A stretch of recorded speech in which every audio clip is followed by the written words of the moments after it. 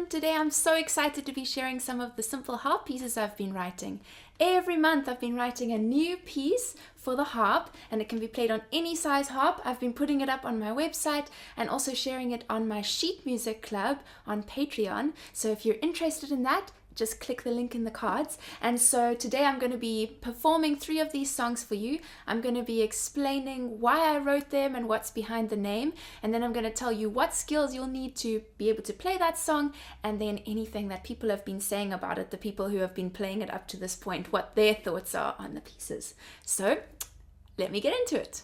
We're going to start out with a piece called Breath of Air. I wrote this one to sound really relaxing, and I felt like I put a lot of space into it for the music to breathe. So that's why I called it Breath of Air.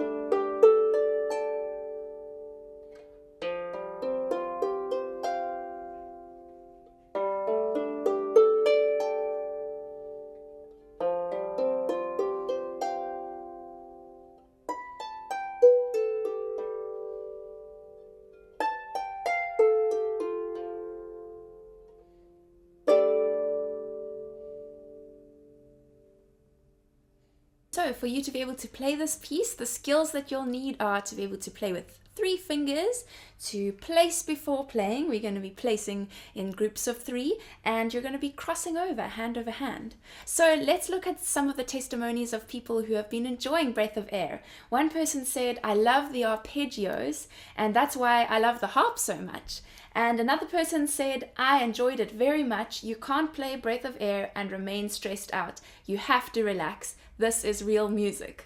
Oh, that's so nice. Okay, let's move on to the next one. Next is Feeling Nostalgic. Now with all these pieces, I actually started out with the skills that I imagined the person having, and then I played around with it until I found something that I liked, and then only afterwards I gave it a name. So with Feeling Nostalgic, I just felt like it brought that feeling of thinking back to your childhood, and I think the harp, the tone of the harp is a really nostalgic sound anyway, and I think the type of person that plays the harp is often the type of person that likes simple, beautiful, nostalgic type music. So that's what this song brings.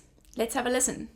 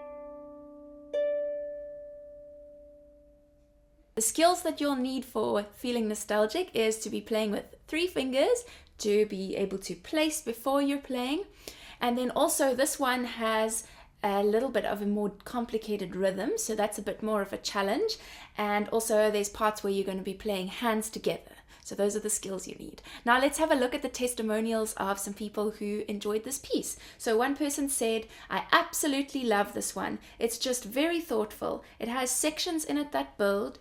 It's a very peaceful piece that makes you feel peaceful when you play it."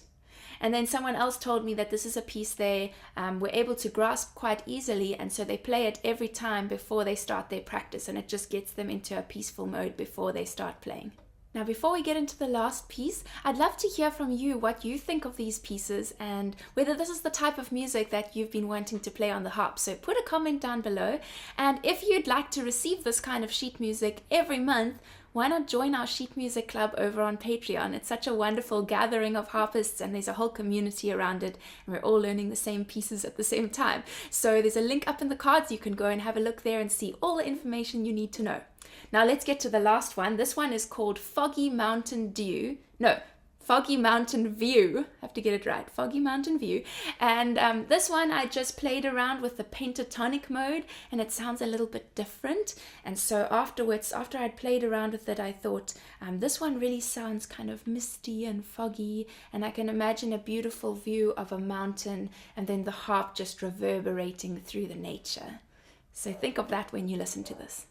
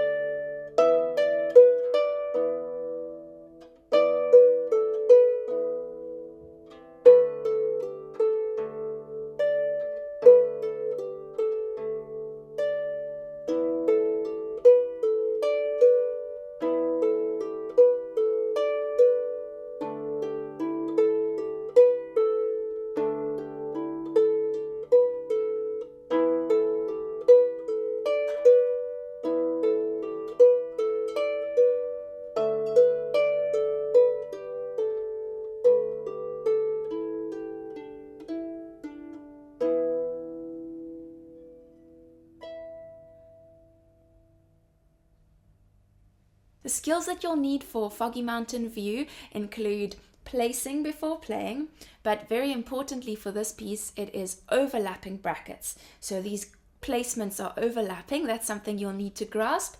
And then also we have 3 fingers. I should have mentioned that first. And we're playing with hands together. So this is a good one to practice playing hands together, but only once you've got the hang of overlapping brackets. So if you need me to make a video about that, let me know in the comments down below and I'll teach you how to do overlapping brackets. Anyway, I hope you enjoyed these pieces today. There's going to be a link up in the cards where you can join my sheet music club, or you can look in the description box, and you can also buy these pieces individually on my website. And I hope if you're liking this kind of video that you'll give me a thumbs up and subscribe to this channel, and make sure you click the notification bell so that you're notified every time I upload a new video, and that's every Thursday. So I'll see you again next week Thursday. Thanks for watching. Bye!